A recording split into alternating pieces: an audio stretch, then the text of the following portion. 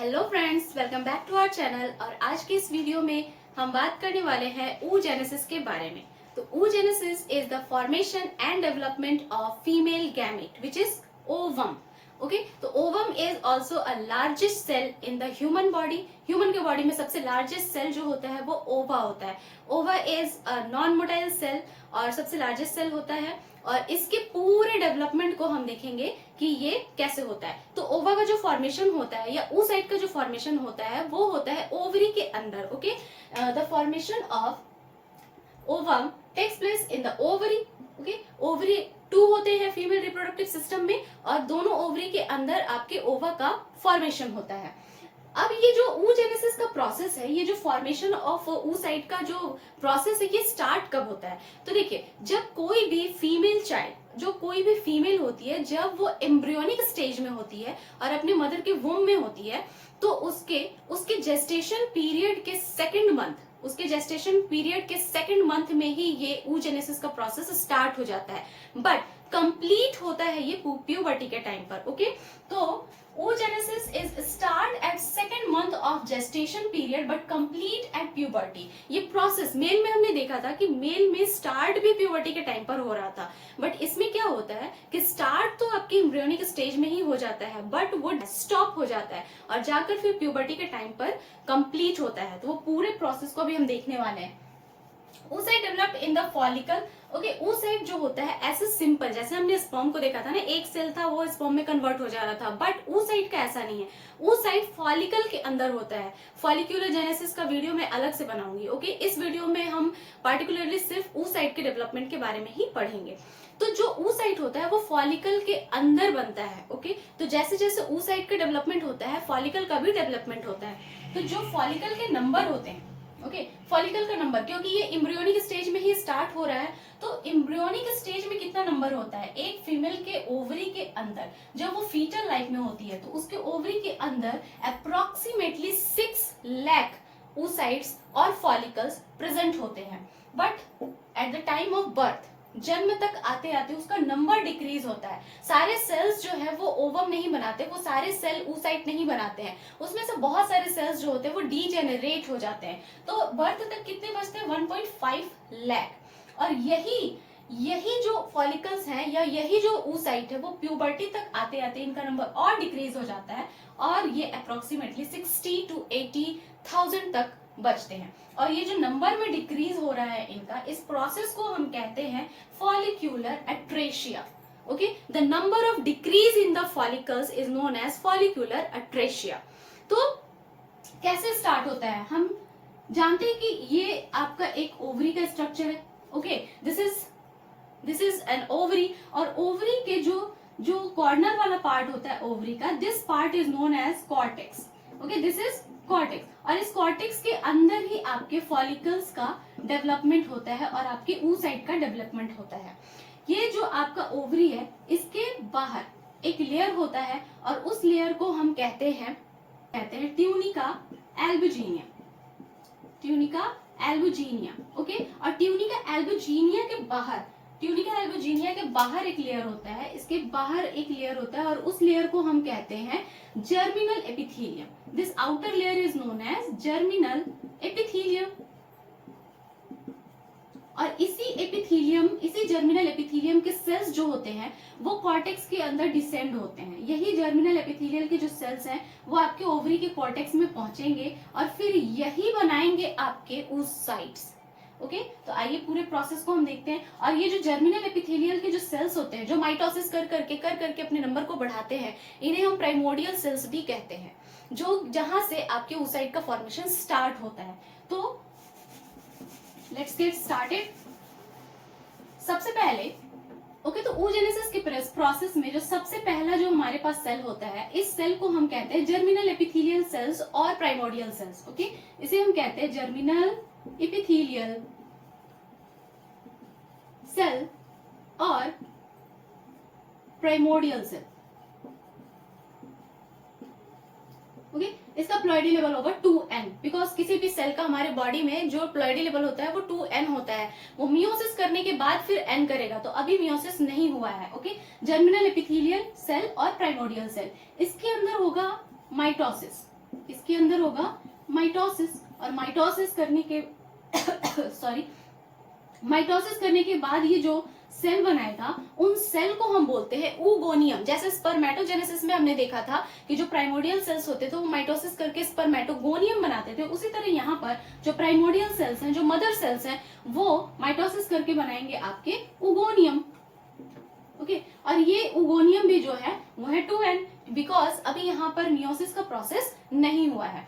अब ये जो आपके oogoनियम है, इस oogoनियम में क्या होगा, ग्रोथ हो जाएगा। ओके, हम एक सेल को लेकर चलते हैं, सेम प्रोसेस इस सेल के साथ भी होगा, तो हम एक सेल का देखते हैं। अब यहाँ पर क्या हो जाएगा, ग्रोथ हो जाएगा इसका, ठीक है, यहाँ पर हो जाएगा आपका ग्रोथ। ग्रोथ होने के बाद ये सेल जो है वो थोड़ा बड़ा हो जाएगा, थोड़ा लार्ज हो जाएगा। ओके, और उसके बाद इसे हम, इस सेल को कहेंगे हम प्राइमरी oocyte, इसे हम कहेंगे primary oocyte। Okay, primary oocyte का भी फ्लूइडी लेवल क्या है, 2n। ओके, प्राइमरी oocyte का भी फ्लूइडी लेवल क्या है, 2n। अब ये सारे कहाँ हो रहे हैं, फीटल लाइफ में हो रहे हैं। ओके, अभी इस प्राइमरी oocyte के अंदर मियोसिस जो है वो स्टार्ट हो जाएगा। क्या हो जाएगा, मियोसिस स्टार्ट हो जाएगा। यहाँ पर स्टार्ट हो गया आपका meiosis 1, meiosis 1 start. But meiosis 1 start होने के बाद वो कंप्लीट नहीं होगा। इस सेल के अंदर मियोसिस 1 का प्रोसेस स्टार्ट हो चुका है, but suspended at prophase 1। Prophase 1 में जाकर वो स्टॉप हो जाता है, क्योंकि मियोसिस के बहुत सारे प्रोफेज होते हैं, बहुत सारे प्रोसेस होते हैं, प्रोफेज 1, एनाफेज 1, मेटाफेज 1। ओके, तो वो जाके प्रोफेज में 1 में जाके स्टॉप हो जाता है। और प्रोफेज 1 में भी किस स्टेप में जाकर वो स्टॉप होता है, लिप्टोटेन। लिप्टोटेन में जाकर वो स्टॉप हो जाता है, सस्पेंडेड हो जाता है। और ये कब तक सस्पेंडेड रहेगा, ये सारे आपके कहाँ हैं, ये सारे हैं फीटल लाइफ में। ओके, ये पूरा प्रोसेस कब हो रहा है, फीटल लाइफ। ये सारा प्रोसेस जो है आपका ये हो रहा है फीटल लाइफ में। अब फीटल लाइफ के बाद जिस चाइल्ड के अंदर ये सारे प्रोसेस हो रहे हैं, जिसके ओवरी के अंदर ये प्रोसेस हो रहे हैं, उसका बर्थ हो गया। ओके, बर्थ हो गया। बर्थ तक भी ये सस्पेंडेड रहा। बर्थ के बाद उसका पूरा चाइल्डहुड खत्म हो गया, पूरा चाइल्डहुड पार हो गया उसका। अब उसके प्यूबर्टी का टाइम आ गया, ठीक है, अब उसके प्यूबर्टी का टाइम आ गया। तो प्यूबर्टी के टाइम पर जाकर ये जो सेल है, इसका जो मियोसिस 1 है वो कंप्लीट होगा। कब कंप्लीट होगा, इसके प्यूबर्टी के टाइम पर। ओके, प्यूबर्टी के टाइम पर ये जो सेल था प्राइमरी oocyte, जो कि प्रोफेज 1 में सस्पेंडेड था, ये इसका मियोसिस 1 कंप्लीट हो गया। ठीक है, मियोसिस 1 कंप्लीटेड। ओके, तो जब मियोसिस 1 कंप्लीट होगा, ये सेल जब इसका मियोसिस 1 कंप्लीट होगा तो फिर ये 2 सेल बनाएगा। लेकिन यहाँ पर 2 सेल प्रॉपर जो नॉर्मल सेल हैं, इक्वल साइज के सेल नहीं बनते हैं। एक तो आपका जो सेल बनेगा उसको हम बोलेंगे सेकेंडरी oocyte। ओके, और एक छोटा सा सेल बनेगा जिस सेल के अंदर छोटा सा एक बॉडी बनेगा, सेल नहीं कहेंगे इसको, जिसे हम कहते हैं पोलर बॉडी। ठीक है, फर्स्ट पोलर बॉडी, क्योंकि पहला है, इससे पहले अभी कोई नहीं बना है, तो फर्स्ट पोलर बॉडी। इस पोलर बॉडी के अंदर साइटोप्लाज्म नहीं होता, कोई भी ऑर्गेनल्स नहीं होते हैं, और इसके अंदर ये प्रॉपर एक सेल है। तो यहाँ पर अनइक्वल डिवीजन होता है। ओके, ये जो सेकेंडरी oocyte बना है, अब इसका प्लॉइडी लेवल क्या हो जाएगा, n, बिकॉज यहाँ पर मियोसिस 1 हो चुका है, और मियोसिस 1 के बाद जो नंबर ऑफ क्रोमोसोम होते हैं वो हाफ हो जाते हैं, तो इसका प्लॉइडी लेवल क्या हो गया, n। ओके, अब ये फर्स्ट पोलर बॉडी क्यों बना, अगर इसको सेल नहीं बनाना है तो ये फर्स्ट पोलर बॉडी क्यों बना, यहाँ पर क्वेश्चन अराइज होता है।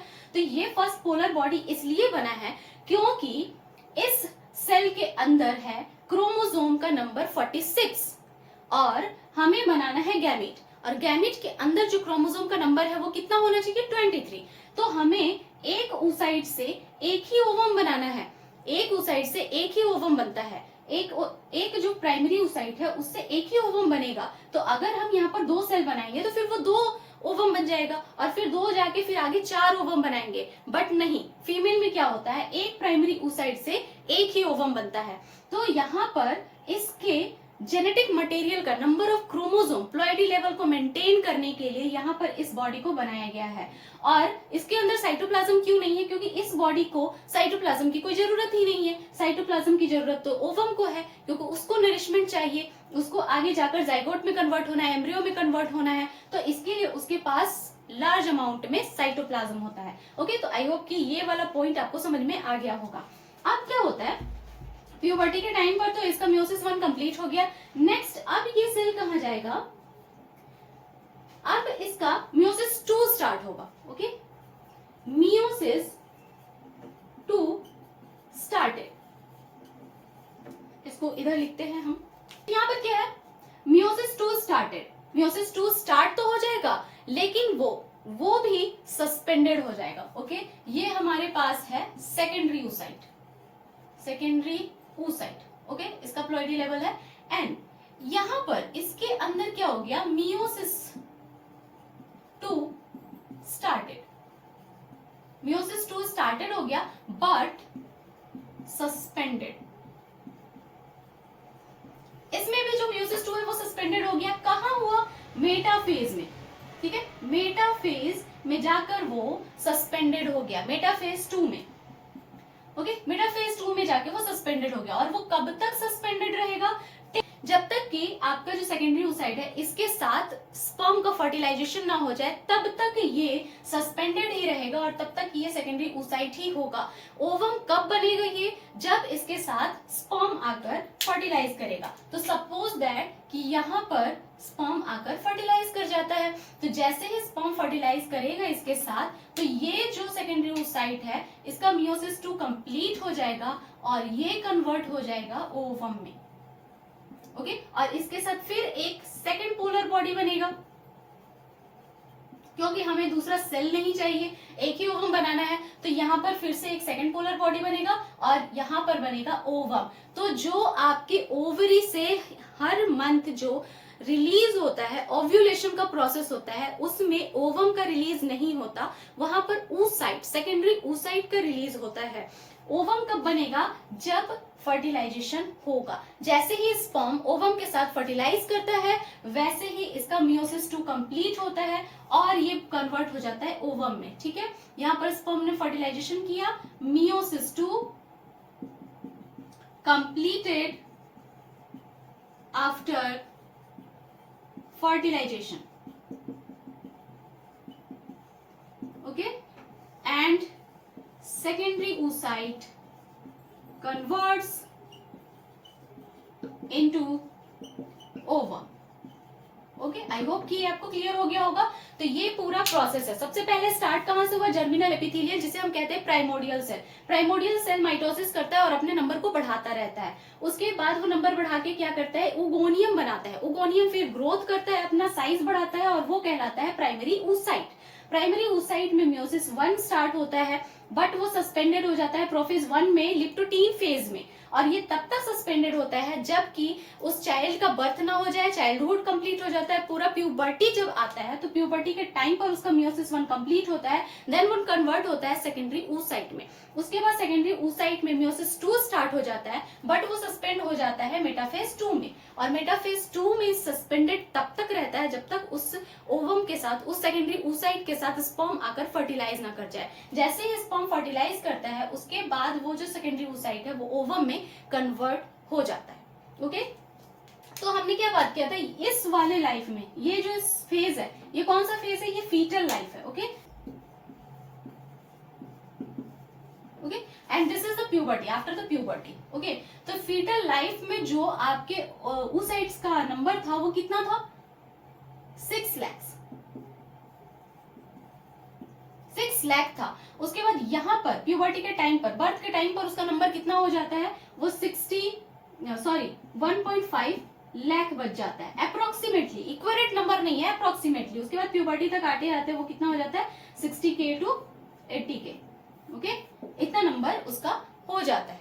अब ये अगर हम बात करें कि एक फीमेल के पूरे लाइफ में कितने oocytes रिलीज होते हैं हर मंथ, ओके और कितने oocyte का ओव्यूलेशन होता है, कितना फर्टिलाइजेशन होता है। अगर हम उस नंबर की बात करें तो इसे हम एक एग्जांपल से समझते हैं। अगर इस किसी भी फीमेल का जो मेनार्क है, means starting of menstrual cycle, वो 11 इयर्स में होता है और उसका जो मेनोपॉज है, मेनोपॉज अगर इसका मान लेते हैं 51 इयर्स अप्रोक्सीमेटली, ओके एवरेज मानकर चलते हैं। और तो यहाँ से यहाँ तक जो आपका टोटल जो ईयर हो गया वो 40 इयर्स हो गया, ठीक है 40 ईयर। तो जो 40 इयर्स का जो एज है इससे कहते हैं हम रिप्रोडक्टिव पीरियड।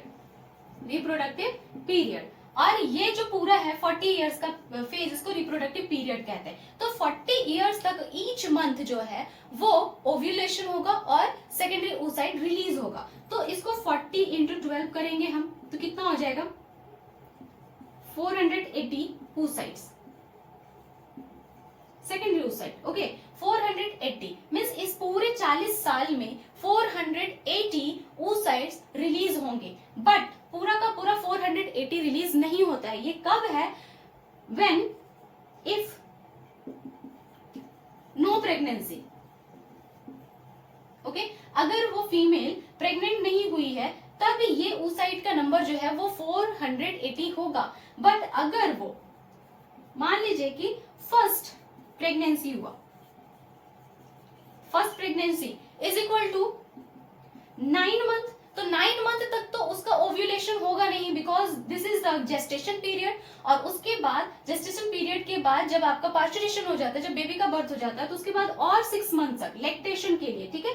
तो gestation period, gestation plus lactation, okay ये इतने पीरियड तक मीन्स 9 और 6 15 मंथ्स तक आपका ओव्यूलेशन नहीं होगा, मीन्स oocyte का रिलीज नहीं होगा। तो 480 माइनस 15 इज इक्वल टू कितना हो गया 5 6 4। तो ये कितना हो गया 465 सेकेंडरी oocytes, ओके। अगर ये एक बार प्रेग्नेंट हुई है, एक बार प्रेगनेंसी हुआ, तो इसी तरह जितने बार प्रेगनेंसी होगा उतने बार 15 मंथ्स मींस 15 oocytes जो हैं वो रिलीज नहीं होंगे। तो इस तरह हम कैलकुलेट कर सकते हैं कि एक फीमेल के लाइफ में उसके पूरे रिप्रोडक्टिव फेज में कितने oocytes, कितने सेकेंडरी oocytes रिलीज हुए होंगे, ओके। तो आई होप कि ये टॉपिक आपको पूरा का पूरा क्लियर हो गया होगा। तो इसके बाद मिलते हैं नए टॉपिक के साथ, तब तक के लिए बाय बाय, टेक केयर।